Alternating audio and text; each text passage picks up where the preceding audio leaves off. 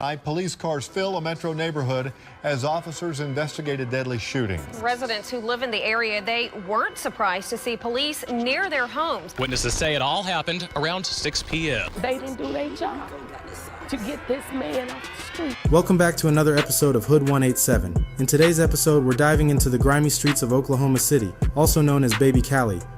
Jerry Clark was a 45-year-old man who believed in hard, honest work. Every morning, he woke up with the same routine: lace up his boots, grab his tools, and head out to serve his community. He wasn't rich, but he had something just as valuable: a reputation. If you needed your trees trimmed, your yard cleaned up, or just a little help around the house, Jerry was the man to call. He never cut corners, never overcharged, and never turned his back on a neighbor in need. So what happened to Jerry left the community in shock. Well, Kelly and Jennifer, it is still a very active crime scene this evening with no suspects in custody as of yet. Police say a black man in his 30s was shot and killed in a car just behind me. That's at Northeast 28th and MLK. June 8th was supposed to be just another day. He got up like always, ready to put in the work. His bright orange shirt, the same kind he wore to stay visible on busy streets, stood out as he made his way through the neighborhood. By evening, his job was done, and it was time to head home. But as he backed his car out of a driveway, everything changed. Multiple shots were fired into Jerry's car, and before he even knew what was happening, a bullet hit him. His hands let go of the wheel, and he slumped forward. When police got the call about a shooting near 28th and Martin Luther King, they arrived to find a crowd, but no one willing to talk. In Oklahoma City, being labeled a snitch is as good as a death sentence, even if you're just a regular person trying to do the right thing. Fear kept witnesses silent, knowing that one wrong word could put a target on their back. Viaz was working on a home in the neighborhood when he heard the shot ring out. I hear the shot, that's all. That's what I hear. I'm scared. That's the reality. In the war-torn streets of Oklahoma City, especially in the east side, the streets were already filled with tension between the rolling 90 Crips and the Pitts Park Hoovers. Just months back, gunfire between the Hoovers and 90 Crips had taken place. Retaliation and bloodshed had turned entire blocks into battlegrounds. The Neighborhood Crips was on edge. Every corner was a potential murder scene. It's a shooting over here in the hood. It's a regular thing to me. I'm used to it. It's not every day somebody gets shot and killed, but I mean, a lot of people get shot at over here. Cops is over here all the time. They might as well live over here. The Rolling 90 Crips were a big name in the city, but they didn't stand alone in their battle for control. They knew they had to team up with others to take on the biggest and most powerful gang in the state, the Hoovers. The Hoovers were no joke. They were the largest gang around, and taking them down wouldn't be easy. But the 90 Crips weren't afraid of a fight, so they gathered their allies and started a street war that would change the game forever, lasting decades. The Rolling 90 Crips teamed up with some serious top hats from all over the city. They aligned with Rolling 60 Crips, who were known for their power and influence. They also joined forces with the 46 Neighborhood Crips, Panic Zone Crips, and the Eastridge Block Crips. These gangs all shared a common goal: taking down the Hoovers. But that wasn't all. They even got help from the Nutty Block Compton Crips, who were well known for their ruthless ways. Together, these gangs formed a massive coalition that could take on anything. Coming forward to help build a case against the 90 Crips was risky. If the Neighborhood Crips didn't come after you, their allies would. The Fawn Hill Gangster Crips, Prince Hall, 10th Street Boot Hill Crips, Oak Grove Posse Block Crips, and Lincoln Village Crips. For a while, no one was willing to talk, but after enough pressure, law enforcement finally got one witness to crack. That's when things took a turn.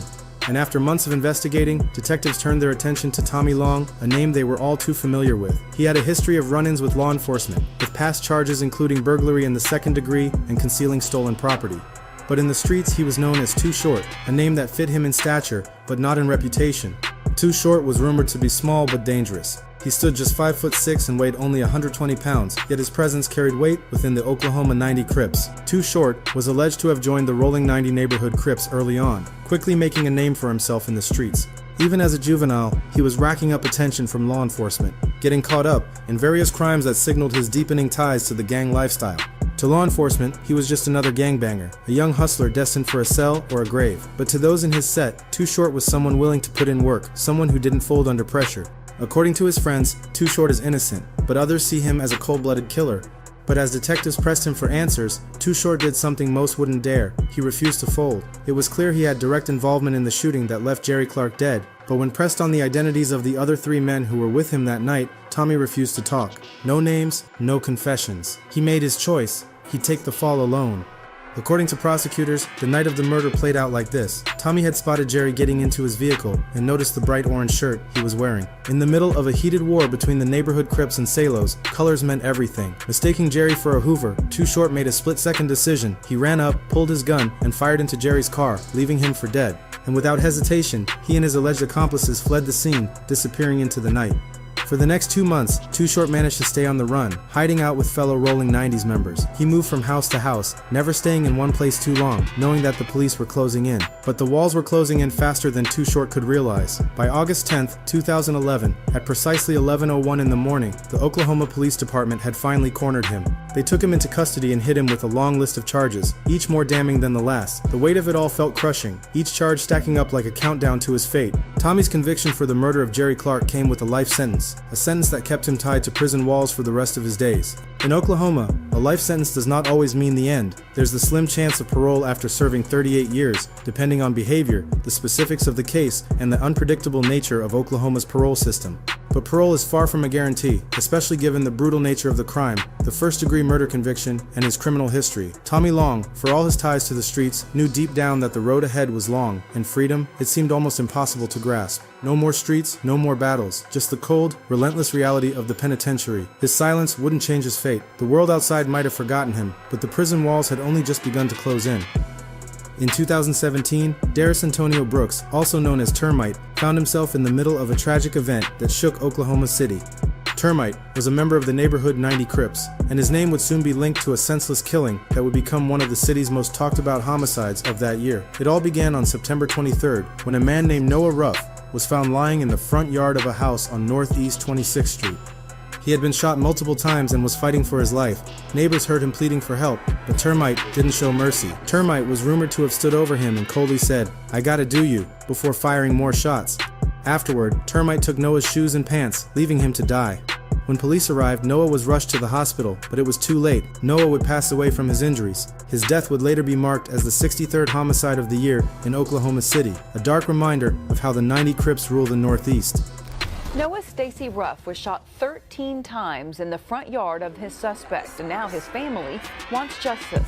But as the investigation started, police worked tirelessly to piece together what had happened. They interviewed witnesses and gathered evidence, hoping to find the person responsible for the killing. One of the witnesses said the shooting was likely over a drug debt, but they didn't know much more than that. However, things started to take a turn when the police obtained surveillance video from a store near the scene of the crime. The footage showed a man wearing the same clothes as the shooter, Darius Antonio Brooks, known as Termite from 9-0. With this new evidence, detectives were able to track down Brooks.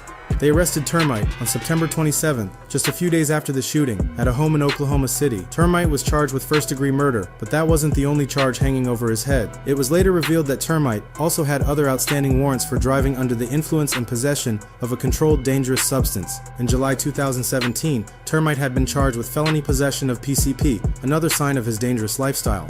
Termite was held without bail in the Oklahoma County Jail, waiting for his day in court. The whole community was left stunned, trying to make sense of how something like this could happen. Noah Ruff's death was a blow that hit deep within his circle. He wasn't just another name, he was a brother, a son, someone people turned to when times got tough. His family and friends would never be the same carrying that weight forever. Losing him was a constant reminder of the violence that seemed to plague every part of their lives, and now that he was gone, it felt like the hole would never close. Should nobody have to live through what I have been living with for the past year?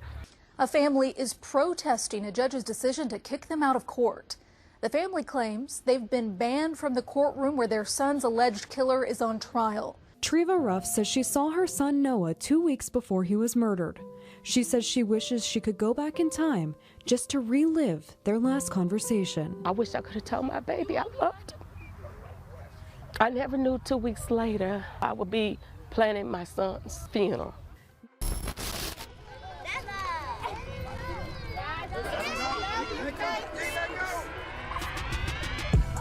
And then there's Termite. Some could call him a parasite, leeching off everyone around him, hiding behind his loyalty to the gang, but betraying everyone who trusted him. His actions were driven by his need to stay alive in a world where people like him don't last long if they don't play the game right. But that came with consequences. In the end, his arrest wasn't just about law and order. It was about the destruction he left behind, the trail of broken people and shattered lives that followed him. Termite thought he could escape it all, but like the pest he was, eventually someone stepped on him. Termite got life without parole, and Noah finally got his justice. Thank you for watching another episode of Hood 187. If you enjoyed this video, please sub so it can be sent to more people. And another Hoover criminal video is coming soon, so be ready, Oklahoma.